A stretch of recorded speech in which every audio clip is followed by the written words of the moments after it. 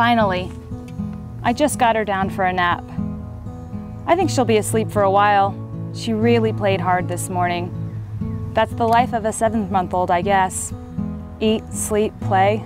Eat, sleep, and play. Now I can finally get some work done around here.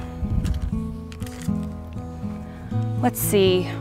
I have to type up some notes from class last night, vacuum the family room, and puree some solid foods for Melissa. But I just sat down for the first time all morning. So what if I just told you why I puree Melissa's food? I mean, I know a lot of parents buy jars of food when their baby reaches 6 months, but I chose to puree Melissa's. My mom made baby food for me, so she suggested I do it too. There are other great things about it. Single ingredient, store-bought baby food is just fine. There's nothing wrong with it. But I chose to puree Melissa's because I know they're all natural and very nutritious. It's just one ingredient, and I have peace of mind knowing there are no added sugars or salts or anything like that. Plus, making my own food lets me have more control over what she eats. I'm not limited to the variety of jars at the grocery store. And I did my research. The average baby in the US will eat 600 jars of baby food. Parents who buy jars of food will spend an average of $300 in their baby's first year. Making food in my own kitchen can cost as little as $55 in the first year. Now that sounds like a good deal to me. Hey, why don't I show you how to make a few things? I've just finished washing my hands and now I'm ready to puree some meat. To puree meat, you should use fully cooked unseasoned beef trimmed of fat or boneless turkey or chicken. Today I'm using 1 cup of fully cooked unseasoned chicken, cut into pieces no bigger than 1 inch. You'll add that to your blender and puree until you get a powdery mix.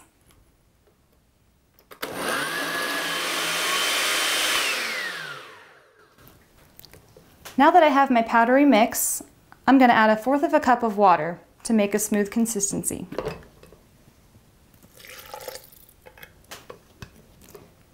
Feel free to add more liquid if you need to make it a smoother consistency for your baby.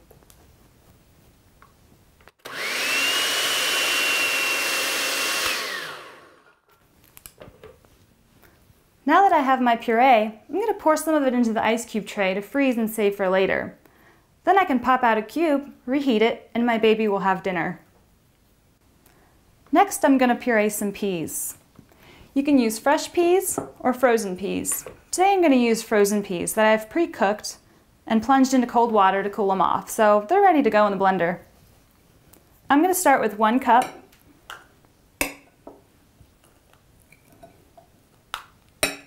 Stick them in your blender. And it's ready to go.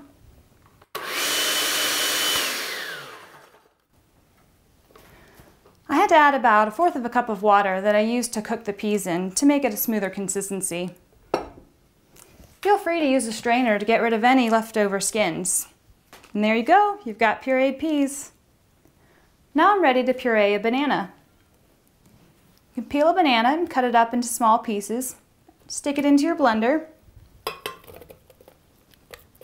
Feel free to add water or breast milk to make it smoother. And here we go.